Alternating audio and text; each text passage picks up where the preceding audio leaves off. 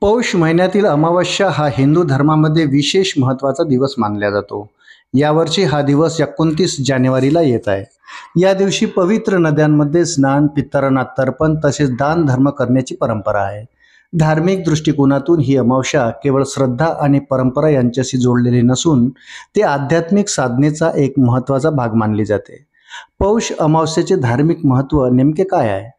पौष महिन्याच्या अमावस्येला पितरांना संतोष आणि शांती मिळण्याकरता पवित्र नद्यांमध्ये स्नान, तर्पण आणि श्राद्ध विधी करण्याची परंपरा आहे. पुराणानुसार जर बघितले तर या दिवशी केलेल्या धार्मिक गोष्टीमुळे पितरांचे आशीर्वाद लाभतात आणि व्यक्तीच्या जीवनातील अडचणी दूर होतात. पौष अमावस्येचा दिवस पापमोचन, पुण्यसंचय आणि मनशांतीसाठी उपयुक्त मानला जातो.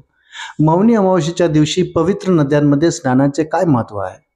पौष अमावस्येला गंगा, यमुना, सरस्वती यासारख्या पवित्र नद्यांमध्ये स्नान करण्याची परंपरा आहे. असे मानले गेले आहे की या दिवशी पवित्र नद्यांमध्ये स्नान केल्याने शारीरिक, मानसिक आणि आध्यात्मिक शुद्धी होते.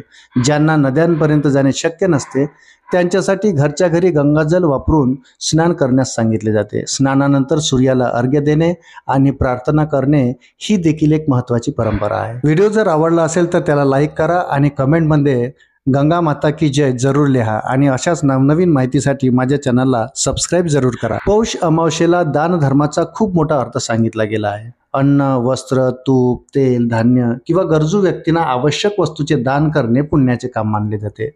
विशेषतः काळ्या तिळांचे दान पितृकार्यासाठी अत्यंत महत्त्वाचे आहे. धार्मिक ग्रंथानुसार या दिवशी दान केल्याने 7 पिढ्यांचे उद्धार होते आणि दाता पुण्यसंचय करतो.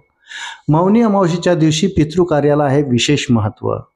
पितरांना संतोष मिळावा आणि त्यांचा आशीर्वाद लाभावा यासाठी या दिवशी श्राद्ध, तर्पण आणि पिंडदान करण्याची परंपरा आहे. या दिवशी पितृकार्य केले असता त्यांचे आशीर्वाद मिळतात, ज्यामुळे कुटुंबाची समृद्धीमध्ये वाढ होते. अशा प्रकारे पितरांप्रती कृतज्ञता व्यक्त करण्याचा हा एक महत्त्वाचा दिवस आहे. मौनी अमावस्येचे आध्यात्मिक महत्त्व आणि उपाय. पौष अमावस्या हा दिवस ध्यान, जप आणि साधनेसाठी अनुकूल मानला जातो. या दिवशी शांत चित्ताने ध्यानधारणा केल्याने मानसिक स्थैर्य वाढते.